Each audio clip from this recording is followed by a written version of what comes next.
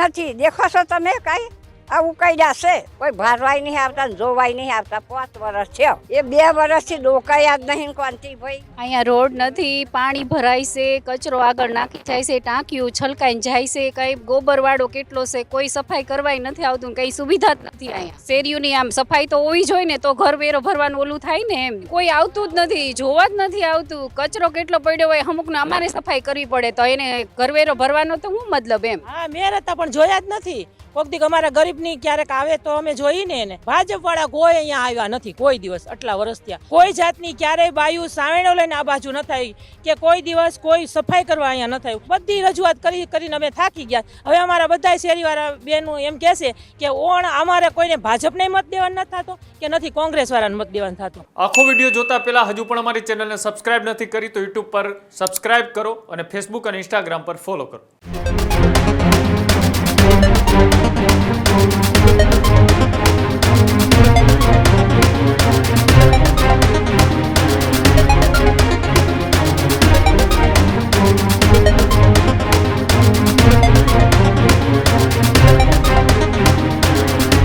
સ્થાનિક સ્વરાજ્યની ચૂંટણીને લઈને ભાવનગરમાં પણ માહોલ ગરમાતો જોવા મળી રહ્યો છે. ત્યારે ન્યૂઝરૂમ ગુજરાતની ટીમ એ ભાવનગરના ગ્રામ્ય વિસ્તારોમાં ફરી રહી છે. ત્યારે ત્યાંના લોકોને પણ પૂછવાના પ્રયાસ કરી રહ્યા છે. ત્યારે વોર્ડ નંબર 1ના જે ચિત્રા કુલસર નારી વિસ્તાર છે, ત્યાં જનતા પરેશાન જોવા મળી છે.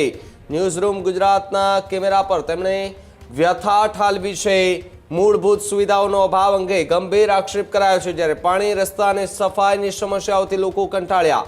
ચૂંટણી સમયે જ નેતા દેખાતા હોવાની સ્થાનિક લોકોએ વાત કરી છે.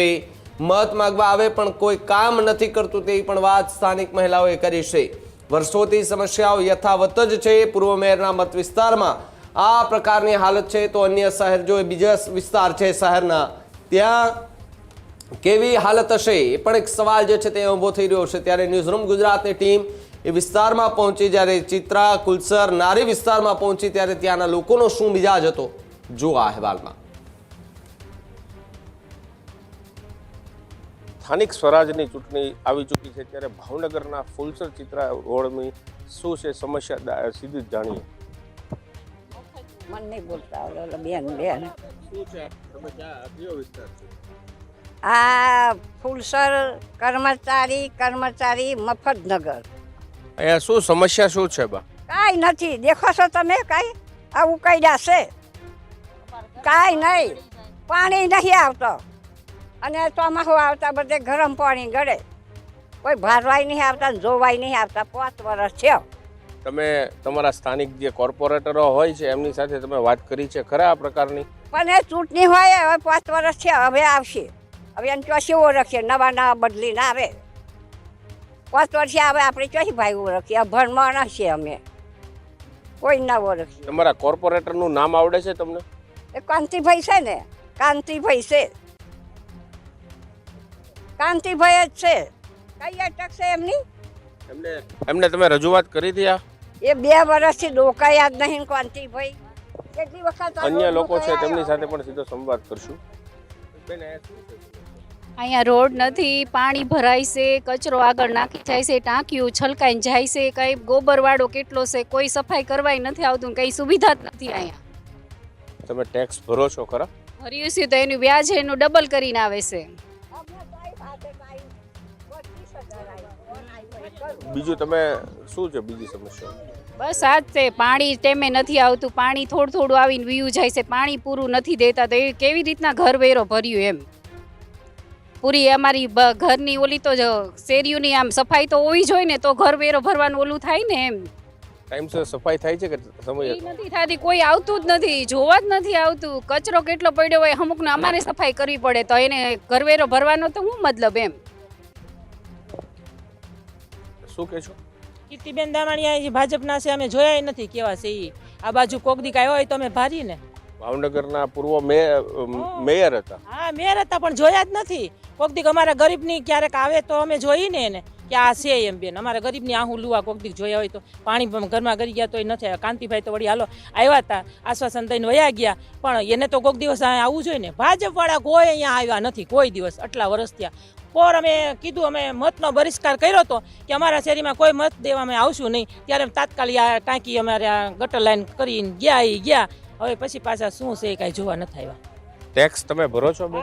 2016 સુધીનું મારું કિરિયલ છે, છતાં ડબલ અત્યારે આવ્યું છે. 59,000 આવ્યા છે. હું વિધવા બાઈ છું, કચરા પોતા કરું છું, અને 59,000 રૂપિયા મારે કેવી રીતે ભરવા? તમે મહાનગરપાલિકાની ઓફિસે ગયા હતા ખરા? પરમ દિવસે હું ગઈ હતી, તે સાહેબે એમ કીધું કે ગમે તેમ કરો, ઝૂંપડી હોય કે ગમે તેમ. એ સાહેબે મને એવું કીધું કે ગમે તેમ કરશો ને ઝૂંપડી છે તો તમારે આ વેરો તો ભરવો જ પડશે. તો મેં કીધું સાહેબ, હું રોવા માંડી. મેં કીધું સાહેબ મને તમે થોડીક રાહત આપો. તો કે તો તમને 10,000 રૂપિયા સિવાય નહીં, 10,000 તો તમારે મહિને ભરવા જ પડશે. હવે મારે મહિને 7,500 રૂપિયા બધા કચરા પોતા કરું ત્યારે તો હું 10,000 રૂપિયા અહીંયા ક્યાંથી ભરી શકું સાહેબ? એમ તમે વિચાર કરો. અહીંયા સ્વચ્છતા કેવી છે બેન? સંસ્થા એવી આ તમે નજરે તમારે જોવા તો છો. કોઈ જાતની ક્યારેય બાયું સાવેણો લઈને આ બાજુ ન થાય, કે કોઈ દિવસ કોઈ સફાઈ કરવા અહીંયા ન થયું, કે ઓલા જે આવે છે બધો કચરો લેવા એ કોઈ દિવસ અહીંયા ન થયા. એ આવ્યો હોય તો અમારા ઘર પાસે આ ઢગલા હોય, તમારા નજર સામે જોવો છો ને તમે. અહીં સુધી કોઈ આવ્યું નથી. બધી રજૂઆત કરીને અમે થાકી ગયા. હવે અમારા બધા શેરીવાળા બહેનો એમ કહેશે કે અમારે કોઈને ભાજપને મત દેવાનો નથી થતો કે નથી કોંગ્રેસવાળાને મત દેવાનો થતો. કોઈને મત દેવાનો થતો નથી. અમારા શેરીવાળા બધા મારે, હું કોંગ્રેસમાં સૌ છતાં મારે અત્યારે મેં હાથ હેઠા કરી નાખ્યા. આ મારા બાયુ હારે મારે રહેવું પડે. કોઈક આવું હોય તો મારે આની હારવાર રહેવું પડે કે ન રહેવું પડે. ચિત્રા ફુલસર વોર્ડના રહીશોની આ કર્મચારી નગરની આ લોકોની આ સમસ્યા હતી. વિરાંગ રંગાણી, ન્યૂઝરૂમ, ભાવનગર. આ જ પ્રકારની તમામ અપડેટ જોવા માટે ન્યૂઝરૂમ ગુજરાતને લાઇક, શેર અને સબસ્ક્રાઇબ કરવાનું ભૂલતા નહીં.